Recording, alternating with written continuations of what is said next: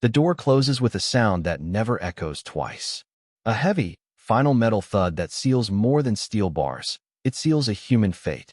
Somewhere deep inside America's prison system, men wake up every morning knowing one truth that never changes. They are going to die here. Not in freedom, not by chance, but by design, scheduled, documented, and sanctioned by the state. This is death row, a place where time does not heal, does not forgive, and does not move forward the way it does for the rest of the world. Here, days stretch into years, and years bleed into decades, all while the final outcome remains the same. Execution is not a possibility. It is a certainty. Only the date is negotiable. For the men condemned to live here, the sentence is not just death. It is waiting. Waiting in concrete cells no larger than a parking space. Waiting under constant surveillance. Waiting through appeals that may never come. Waiting through nights filled with silence, so loud it feels like pressure inside the skull. Waiting while the outside world forgets their names, their faces, and in many cases, their humanity. In America, death row exists in the shadows of the justice system, rarely seen, rarely discussed, and often misunderstood. The public hears about crimes, verdicts, and executions. But what happens in between remains hidden behind razor wire, reinforced doors, and layers of secrecy. This documentary takes you inside that hidden world. Inside prisons where condemned inmates spend 22 to 24 hours a day alone. Inside corridors where guards escort prisoners who may one day walk those same halls for the last time. Inside a system designed not for rehabilitation, but for containment, both physical and psychological. Here, every movement is controlled. Every conversation is monitored. Every privilege can be taken away in an instant. Even hope is regulated. For some inmates, death row becomes a slow psychological erosion. Days blur together. The body survives, but the mind begins to fracture under isolation. Men talk to walls. They memorize cracks in the floor. They count footsteps, meals, and hours not because they want to, but because routine is the only defense against losing themselves completely. Others cling to religion, to legal paperwork, to letters from strangers. Some maintain innocence until their final breath. Others accept guilt but still question whether any human being deserves to live in permanent limbo, waiting for the state to decide when their life officially ends. And then there are the executions. Clinical, controlled, quiet, carried out behind closed doors, far from public view. Lethal injection chambers resemble medical rooms, but there is nothing healing about them. The gurney, the restraints, the 4 lines, the witnesses behind glass. The final words, if any are spoken at all. For every execution that makes headlines, hundreds of others on death row continue waiting, watching cells empty, watching men disappear, knowing that one day, their door may open for the last time. This is not a story about defending crimes. This is not a story about innocence or guilt alone. This is a story about what it means to live when death is guaranteed. What happens to the human mind when the future is removed? What does justice look like when punishment lasts longer than life itself? And what does it say about a nation that keeps thousands of men alive only to prepare them for death? In the United States, death row is not a single prison. It is a network of institutions spread across the country, each operating under its own rules, its own methods, and its own interpretation of justice. Yet the experience remains chillingly similar: isolation, uncertainty, and a constant reminder that freedom will never return. Some inmates arrive on death row in their 20s and grow old there. Hair turns gray. Families die off. Society evolves beyond recognition. Technology advances. Laws change. But death row remains frozen in time. A place where life continues, but never truly moves forward. Tonight, we take you inside death row in America. Inside the prisons where condemned inmates wait for execution. Inside the system that decides who lives, who dies, and how long someone must wait before the end finally comes. This is life on death row in America. And once you enter, there is no way back. Before we begin, tap like, leave a comment, and subscribe to the channel. Your support helps us uncover the darkest corners of the prison system. Now let's step inside. Death row is not entered by accident. It begins with a verdict spoken aloud in a courtroom, often in less than a minute, after years of investigation, trial, and appeals. When the judge says the words "sentenced to death," the room reacts, Some cry, some sigh with relief, some sit frozen in silence. But for the person at the center of it all, the sentence does not feel like an ending. It feels unreal, abstract, almost distant. The reality does not fully arrive until much later, when the doors close behind them for the first time. The transfer to death row is unlike any other movement within the prison system. Inmates are stripped, searched, shackled, and escorted under heightened security. Paperwork is signed. Property is cataloged. Personal items are reduced to the bare minimum. Even before a single step is taken inside the unit, individuality begins to dissolve. Death row facilities vary by state, but the experience is strikingly similar across the country. Thick concrete walls, narrow corridors, steel doors with small reinforced windows, fluorescent lights that never fully dim. The atmosphere is not chaotic or loud. It is controlled, sterile, and unsettlingly quiet.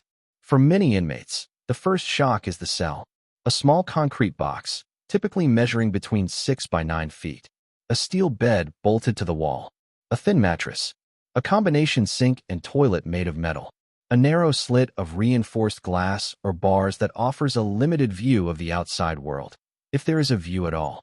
In some facilities, the windows are frosted or positioned so high that the sky is barely visible. This cell is not temporary housing. It is home. Inmates on death row spend the majority of their lives inside these cells, often 22 to 24 hours a day. Meals are passed through a slot in the door. Communication with guards is brief and functional. Movement is rare, monitored, and always restrained. Even recreation, when allowed, usually takes place alone in small fenced enclosures sometimes referred to as dog runs. The transition is psychologically brutal. Most inmates arrive already hardened by years in county jails and maximum security prisons, but death row introduces a new kind of isolation. Here, there is no pretense of rehabilitation, no educational programs aimed at reentry, no job assignments designed to teach skills for life outside.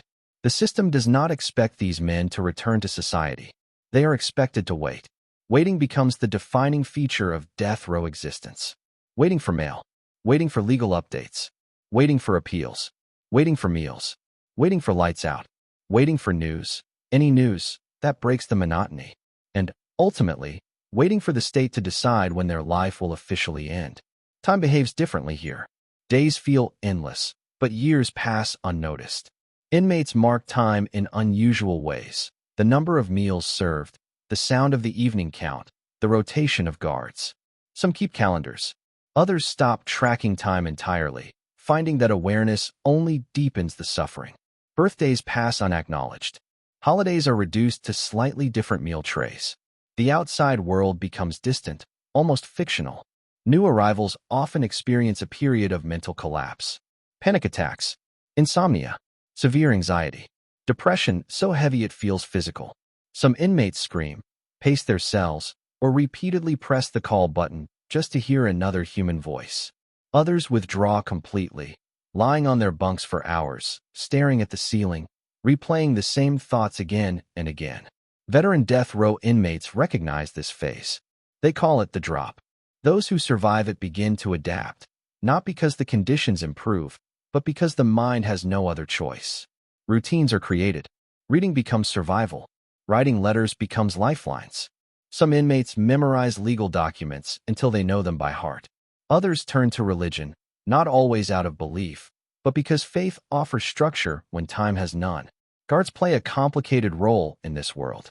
They are trained to maintain emotional distance, yet they see the same faces every day, sometimes for decades. Some officers treat death row like any other post, performing their duties with mechanical efficiency. Others struggle with the psychological weight of supervising men they know will eventually be executed. Relationships form, but they are fragile and unspoken. Guards are not allowed to offer comfort. Inmates are not allowed to expect it. Conversations are brief, neutral, and professional. Anything deeper risks disciplinary action, transfer, or worse. The system discourages humanity, not out of cruelty, but out of control. Violence on death row is less common than in general population units, but it does happen. When it does, it is swift and severe. Fights are rare due to isolation, but self-harm is a constant concern. Suicide watch is common. Inmates who attempt to harm themselves are often stripped of clothing and placed in barren observation cells under constant surveillance. Ironically, a place designed to prepare inmates for death must also work relentlessly to keep them alive. Medical care exists, but it is minimal. Mental health treatment is limited. Therapy, when available, is often brief and overwhelmed. The system's priority is not healing, it is maintenance, keeping bodies functional until their legal purpose is fulfilled. For inmates with families, visits become both a blessing and a torment. Physical contact is rare or non-existent. Conversations take place through glass, over phones that crackle with static. Parents watch children grow up from behind reinforced barriers. Spouses age. Relationships strain and often break under the weight of distance and despair. Eventually, many families stop visiting, not out of cruelty, but because the pain becomes unbearable. Those without families rely on letters from strangers, pen pal programs, or religious volunteers. A single envelope can become the highlight of an entire week. Proof that someone, somewhere, still remembers they exist. As weeks turn into months, and months into years, a realization sets in. Death row is not simply about dying. It is about living with death as a constant companion. Every sound carries weight. Footsteps in the corridor can trigger anxiety. A guard stopping at a cell longer than usual can send the heart racing. Rumors spread quickly about executions, appeals denied, clemency hearings. Hope rises and falls not based on truth, but on whispers. And yet, life continues. Men laugh.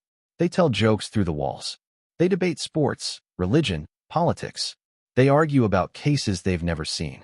They form bonds with neighbors they may never meet face to face. Humanity persists, even in the most restrictive environment imaginable. Death row strips away freedom, privacy, and certainty, but it does not erase the human instinct to survive, to connect, to be seen. This is only the beginning. Because once the routine is established, once the shock fades, and once waiting becomes normal, the true weight of death row begins to reveal itself, not through sudden violence or dramatic moments, but through the slow, relentless pressure of a life lived in permanent suspension.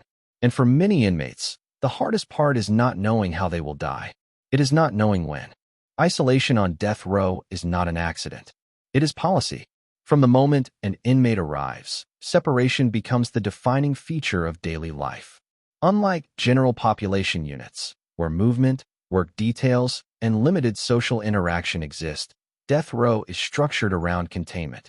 Doors remain closed. Voices are muffled through concrete and steel. Human contact is reduced to controlled, monitored moments that rarely last more than a few minutes. For most condemned inmates, solitary confinement is not temporary. It is permanent. Days begin the same way they end. A metal slot opens. A tray slides through. A door closes. Hours pass in silence, broken only by distant sounds. Keys rattling. A guard's boots on concrete. The echo of another door slamming shut somewhere down the tier. These sounds become landmarks in time, replacing clocks and calendars. The human brain is not designed for this kind of deprivation. Psychologists have long warned that prolonged isolation erodes mental stability. On death row, those warnings play out in real time. Inmates experience heightened anxiety, paranoia, depression, and sensory distortion. Without regular interaction, the mind turns inward and often against itself. Thoughts become repetitive. Memories loop endlessly. Regret, anger, and fear replay without interruption. Some inmates report hearing voices that are not there. Others see movement in the corners of their cells. Sleep becomes fragmented, plagued by nightmares or complete insomnia. The line between waking life and imagination begins to blur. This psychological deterioration does not happen overnight. It creeps in slowly, disguised as boredom. At first, inmates try to stay busy. They read books cover to cover. They write letters.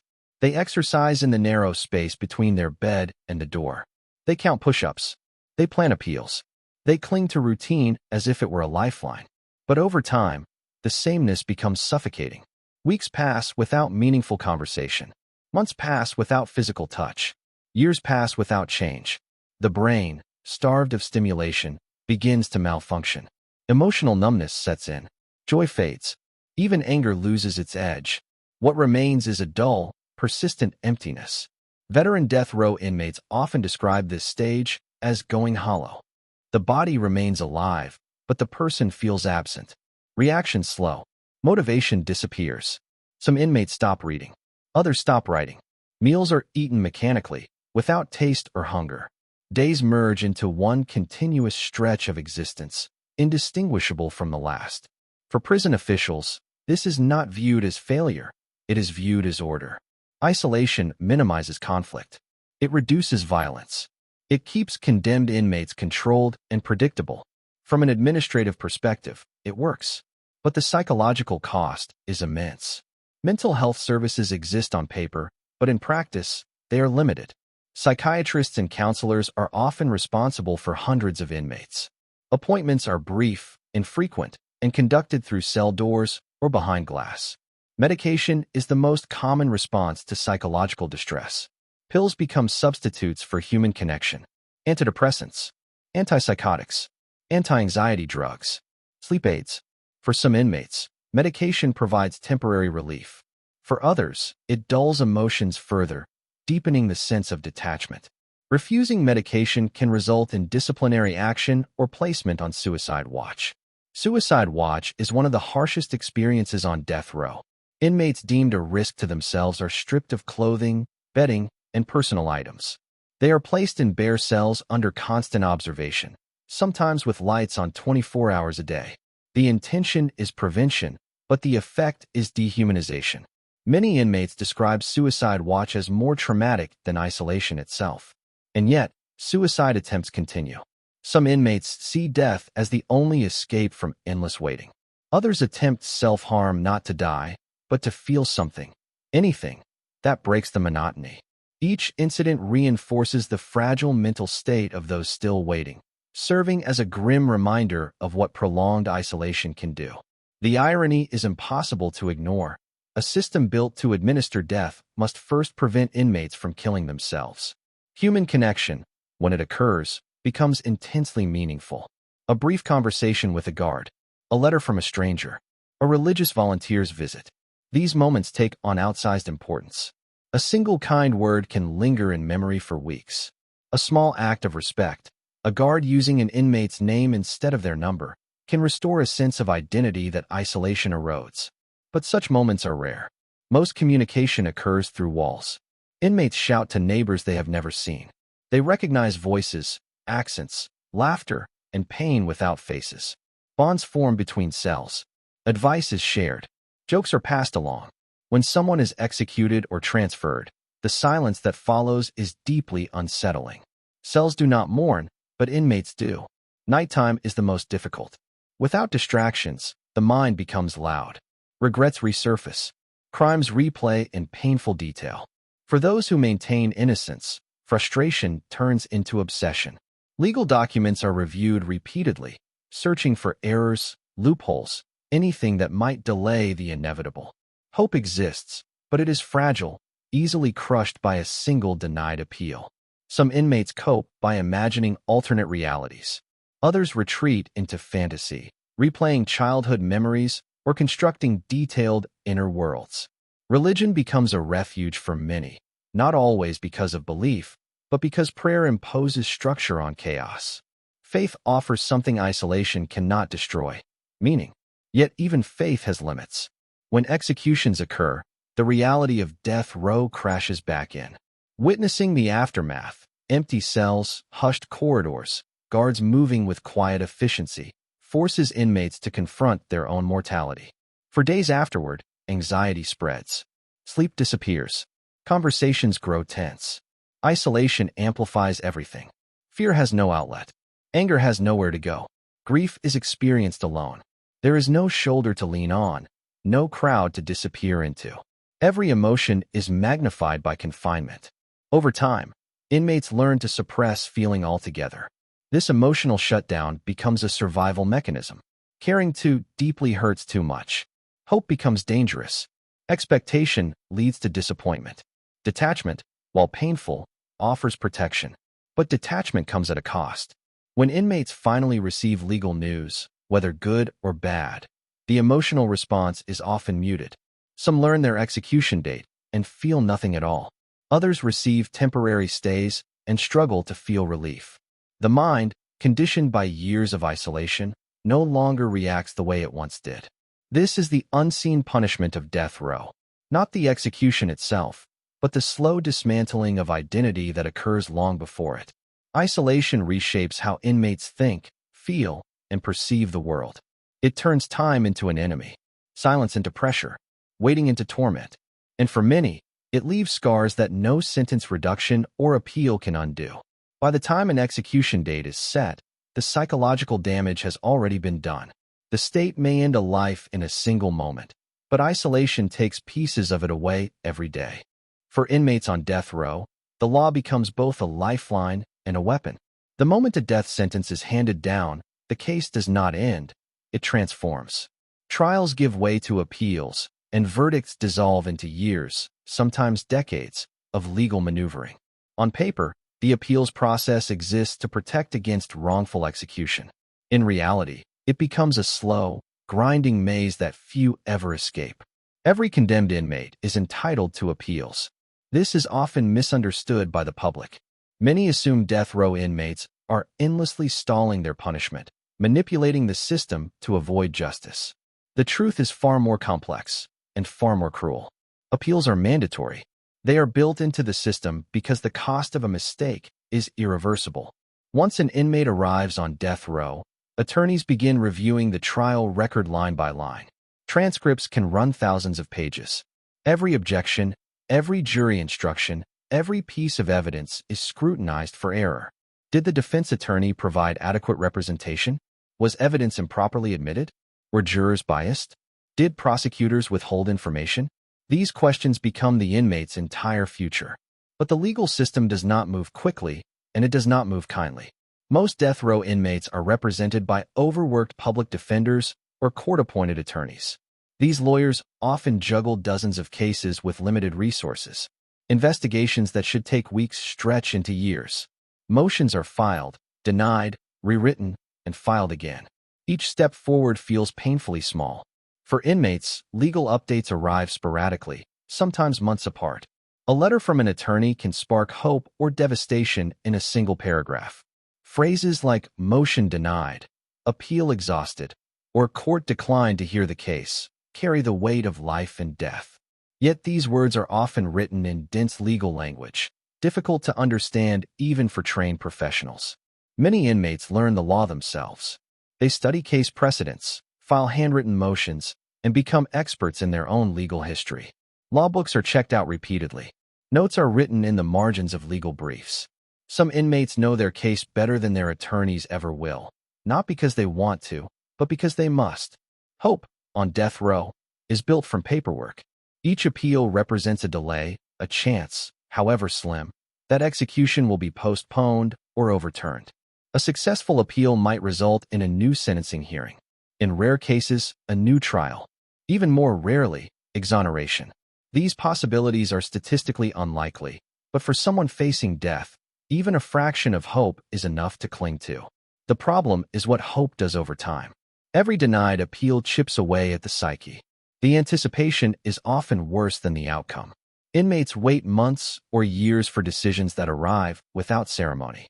A single page can erase years of expectation. And once an appeal is denied, the next option becomes narrower, more technical, more difficult to win. As options shrink, desperation grows. Federal habeas corpus petitions are often the last major legal avenue. These cases argue constitutional violations, ineffective counsel, prosecutorial misconduct, racial bias, or flawed jury selection. They require extensive documentation and expert testimony, resources that many inmates simply do not have. Even when evidence exists, courts often rule that it is procedurally barred, filed too late, raised improperly, or already considered. Truth becomes secondary to process. The law values finality. For inmates, this realization is devastating. The system designed to protect them feels more concerned with closing cases than correcting mistakes. Innocent or guilty, remorseful or defiant, the outcome increasingly feels predetermined. This is where false hope takes root. Attorneys must continue fighting, even when the chances are microscopic. They cannot tell clients to give up. Clemency petitions are filed. Last-minute appeals are prepared. Courts are asked to intervene at the 11th hour. Each action implies possibility, even when the reality is grim. Inmates learn to read between the lines. A delay might mean something or nothing. A stay of execution could signal reconsideration or simply administrative backlog. Hope becomes conditional, fragile, and exhausting. Some inmates swing wildly between optimism and despair. Others stop reacting altogether, protecting themselves from emotional whiplash. Execution dates, when they are set, change everything. The atmosphere on death row shifts immediately. Guards behave differently. Legal visits increase. Media attention spikes. The condemned inmate enters a new phase, one defined by deadlines rather than waiting. Appeals accelerate. Motions are filed at all hours. Courts work quickly now, reviewing years of litigation in days or even hours. What once took months suddenly takes minutes. This speed reveals an uncomfortable truth. The system can move fast when it wants to. Most last-minute appeals fail. Courts cite precedent. Governors deny clemency. Warrants remain in place. And yet, attorneys continue pushing until the final moment. Phones ring nonstop. Faxes are sent. Filings are rushed through the night. For inmates, this period is surreal. They oscillate between preparing for death and believing salvation might still arrive. Some write final letters. Others refuse, convinced the system will intervene. Family visits become intense, emotional, and painfully brief. Conversations take on a weight that words can barely carry. When appeals are finally exhausted, reality settles in. There is nothing left to file, nothing left to argue. The law has spoken its final word. For some inmates, this brings a strange sense of calm. The uncertainty ends. The waiting, while still unbearable, becomes finite.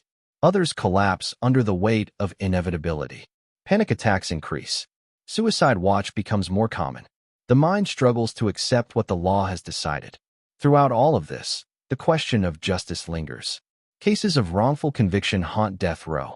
DNA evidence, recanted testimony, and prosecutorial misconduct have freed some inmates after decades of confinement.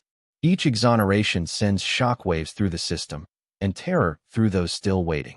If mistakes were made there, could they have been made here? The law offers no comfort. Appeals do not exist to determine innocence. They exist to determine whether legal procedures were followed. An inmate can be factually innocent and still executed if courts rule that the trial met constitutional standards. This reality is one of the most disturbing aspects of capital punishment. The legal maze does not promise fairness. It promises procedure. For inmates, this distinction is everything. They live suspended between legal theory and human consequence. Their lives depend not on truth alone, but on timing, technicalities, and interpretation. Justice becomes abstract, distant, and deeply impersonal. Years pass this way. Some inmates die of natural causes before their appeals conclude. Others remain on death row so long that laws change around them. Death sentences overturned, execution methods revised, public opinion shifted. Yet their own fate remains unchanged, frozen by the time of their sentencing. By the end of the appeals process, many inmates are emotionally drained beyond recognition. Hope has been stretched thin, repaired, and shattered repeatedly. Trust in the system erodes. Faith, legal or religious, is tested relentlessly. What remains is endurance. When an execution date is set, death row changes its rhythm. The slow, suspended time that once defined daily life suddenly accelerates. What was once endless waiting becomes a countdown. Days are no longer interchangeable. Each one is numbered, measured, and heavy with meaning. For the condemned inmate, the future collapses into a single point on the calendar, a date that cannot be ignored, bargained with, or outrun. The final days begin quietly. There is no announcement broadcast over loudspeakers. No dramatic ceremony. The inmate is informed privately, usually by a correctional officer accompanied by legal staff. A document is read. A warrant is delivered. The language is formal, detached, and procedural. But its meaning is unmistakable. The state intends to kill you on this date. Reactions vary. Some inmates break down immediately. Others sit silently, absorbing the words with blank expressions. A few respond with anger or defiance. Many feel nothing at all. Years of isolation and emotional suppression often leave them numb, unable to fully process what they are being told. After the notification, everything changes. Security increases. Movement becomes even more restricted. Guards rotate more frequently. The inmate may be transferred to a different cell, often closer to the execution chamber. This relocation is symbolic and practical. It reduces logistical complications and serves as a constant reminder that the end is near. The cell itself becomes a place of finality. Personal belongings are inventoried. Excess items are removed. Legal documents are organized. Religious materials are allowed, sometimes encouraged. The inmate is offered access to a chaplain, regardless of faith. Some accept immediately. Others refuse until the last moment.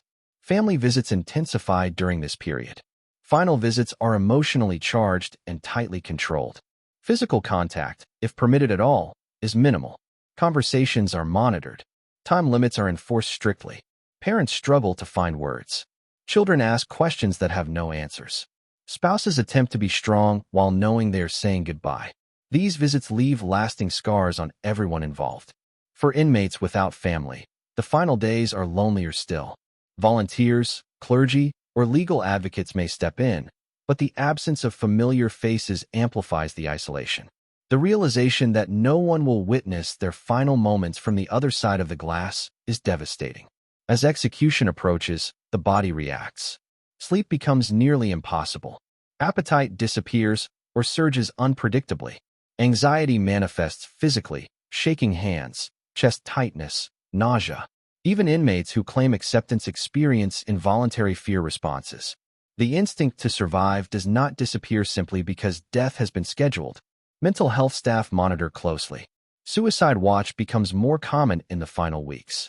The state cannot allow the inmate to die on their own terms. Self-harm would undermine the execution process, robbing the system of its control. Ironically, preserving life becomes a priority only because it must later be taken. Legal efforts continue until the final moment. Attorneys file last-minute appeals, even when success is unlikely. Clemency petitions are submitted to governors or parole boards. These pleas often focus on mitigating factors: mental illness, childhood trauma, remorse, or doubts about guilt. Rarely are they granted. When clemency is denied, the finality becomes absolute. The condemned inmate is informed. There is no appeal from this decision.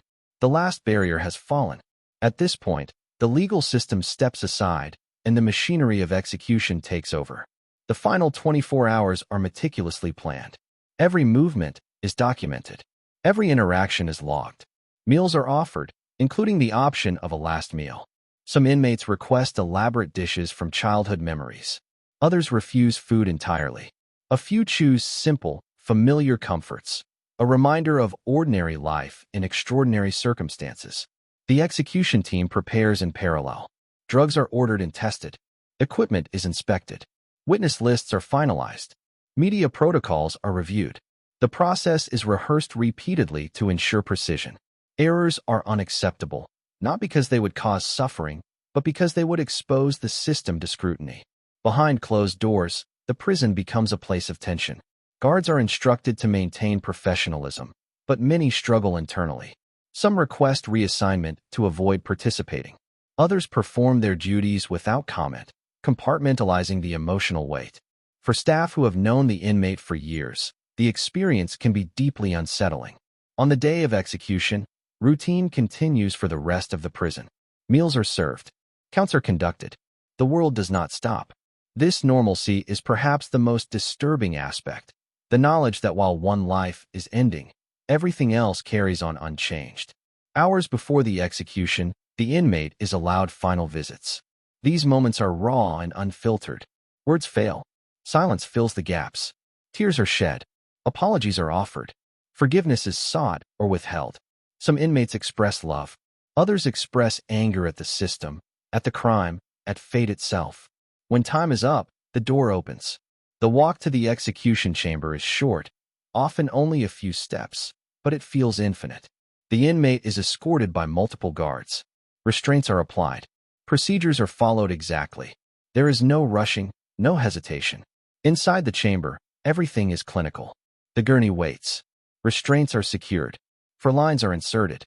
The inmate is positioned carefully. Witnesses observe from behind glass. Family members, victims' relatives, officials, journalists. Each group watches for different reasons, yet all are bound by the same moment. Final words are offered. Some inmates speak calmly. Some apologize. Some declare innocence. Some remain silent. There is no requirement to speak. Silence, too, is a statement. When the signal is given, the execution begins. Drugs flow.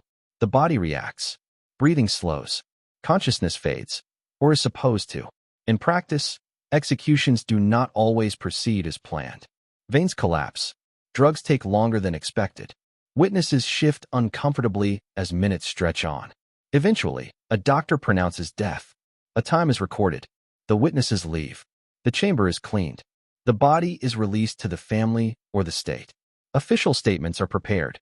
The prison returns to routine. But death row does not forget. The cell is emptied. Another inmate may eventually move in. Conversations through the walls grow quieter for days afterward. Anxiety spreads. If it happened to one, it can happen to anyone. For those still waiting, the execution is not closure. It is a warning. It reinforces the reality that death row is not theoretical. It is not symbolic. It is operational. The state does not merely threaten death, it carries it out.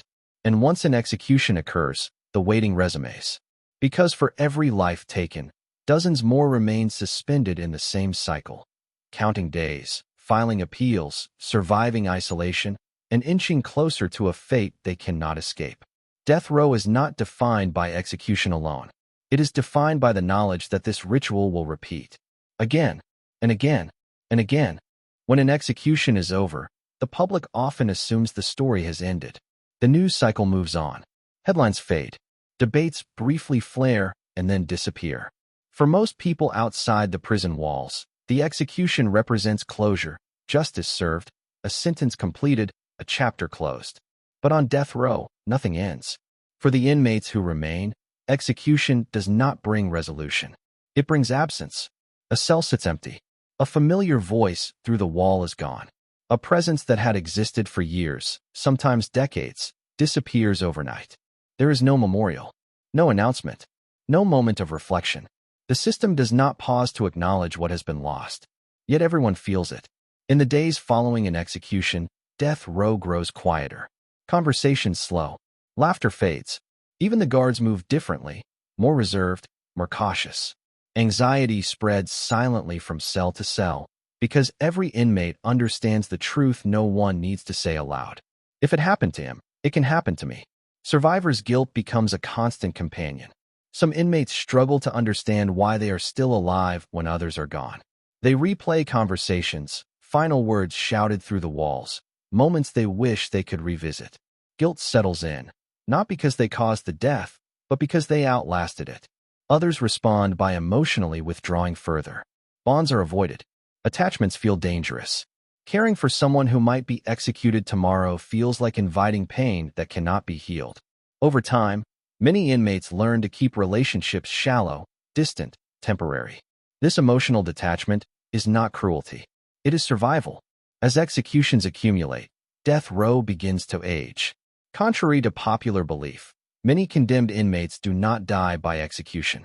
They die of natural causes, heart disease, cancer, complications from untreated illnesses, after spending decades confined in isolation.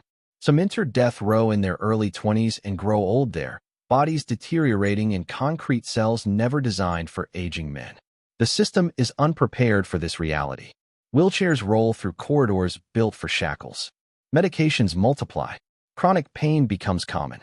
Vision fades. Mobility declines. Yet the conditions remain unchanged. Isolation does not soften with age. Concrete does not become more forgiving. Time does not become kinder. Elderly inmates on death row face a unique form of cruelty. They are too old to escape, but still required to wait. Some no longer remember the details of their trials. Others struggle with dementia, forgetting dates, names, and even why they are there. Yet their death sentences remain legally intact. The law does not account for mental decline, only for procedure. For these inmates, execution becomes almost irrelevant. Death will come either way. And so the question arises, What is the purpose of death row after decades of waiting? Is it punishment, deterrence, retribution, or is it simply inertia, a system continuing because it has not found a way to stop? Among guards and staff, the psychological toll accumulates as well. Correctional officers assigned to death row often develop symptoms similar to trauma exposure. They witness executions. They supervise men for years knowing how their story will end. They enforce isolation while being told to remain emotionally neutral. Some cope by compartmentalizing. Others burn out. A few leave the profession entirely. The system rarely acknowledges their burden. Death row also leaves lasting damage on victims' families, a truth often overlooked in simplified narratives. Many are promised closure through execution, only to find that the waiting, the appeals, and the repeated reliving of trauma prolong their suffering. For some, execution brings relief. For others, it brings emptiness. Justice does not always heal. And then there are the cases that unravel. Innocence claims that emerge too late. Evidence discovered after execution. Testimony recanted when it no longer matters. Each revelation sends shockwaves through death row. Hope rises for some. Terror grips others. Because every mistake proves the system is not infallible. For inmates who maintain innocence, this knowledge is both validating and horrifying. It confirms their fears while offering no guarantee of salvation. For those who admit guilt, it raises a different question. Does guilt justify endless psychological punishment before death? Death row does not answer these questions. It exists in contradiction, preserving life while preparing to end it, isolating inmates while demanding sanity, promising justice while delivering suffering long before execution ever occurs. Years turn into decades. Decades turn into lifetimes. Some inmates eventually have their sentences commuted. Others die waiting. A few are executed after spending more time on death row than they ever lived outside prison. Each outcome carries its own form of damage. And yet, death row continues. Not because it works, not because it heals, but because it persists. It is a system sustained by habit, fear, and political calculation, one that asks society to look away while it carries out irreversible acts behind closed doors. For the men who remain inside, death row becomes less about death and more about endurance. Enduring isolation, enduring uncertainty, enduring the knowledge that life continues elsewhere while theirs remains frozen in time. They wake up each morning not knowing if today will bring legal news, an execution down the tier, or nothing at all. They learn to survive on fragments of routine, scraps of connection, and the thin hope that tomorrow might not be the day. Death row is not defined by a single moment. It is defined by the accumulation of moments, years of waiting, watching, and enduring, long before the final breath is taken. And when history looks back, the most haunting question may not be how executions were carried out, but what it cost everyone involved to keep this system alive. When the cameras turn off and the prison doors close, death row does not disappear. It continues to exist, quietly, deliberately, and largely unseen, long after the final headlines fade. The executions that capture public attention are only brief moments in a system defined by years of waiting, isolation, and psychological erosion. What happens on death row is not a single act of punishment. It is a prolonged process that reshapes everyone it touches. For the inmates who remain behind those walls, life does not reset after an execution. It contracts. They return to their cells with one fewer voice in the corridor, one fewer presence in the silence. They replay the sounds, the rumors, the final moments they imagined but never witnessed. And then they resume waiting, knowing with absolute certainty that the system that took one life today may take another tomorrow. Death row is not about sudden endings. It is about slow endings. It is about time used as punishment, about isolation mistaken for control, about hope extended just enough to be taken away again. For decades, society has debated capital punishment in terms of guilt, innocence, deterrence, and justice. But rarely does it confront the reality of what death row actually does, day after day, year after year, to the human mind. Long before an execution chamber is prepared, the sentence has already reshaped a life through confinement, uncertainty, and relentless psychological pressure. And the cost does not stop with the condemned. Families carry the weight for generations. Guards absorb trauma they are never trained to process.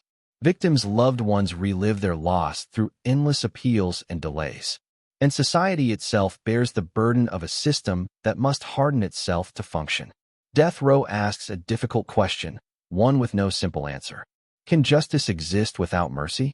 Can punishment be humane when it lasts a lifetime before death? And can a system that depends on isolation, waiting, and finality ever truly claim moral authority?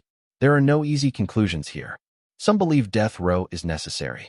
Others believe it is irreversible harm disguised as justice. What cannot be denied is this: once someone enters death row, nothing about their existence is ordinary again. Time changes. Identity changes. The future disappears. This documentary did not seek to excuse crimes or erase pain. It sought to show what is rarely seen: the daily reality of living under a sentence that offers no redemption, only endurance. A place where men wake up every morning knowing that their life is no longer measured by years, but by court filings, whispers in corridors, and the sound of keys moving closer. Death row is not just a destination. It is a condition, and as long as it exists, it will continue to test not only those condemned within it, but the values of the society that maintains it. Thanks for watching. Like, share, and subscribe.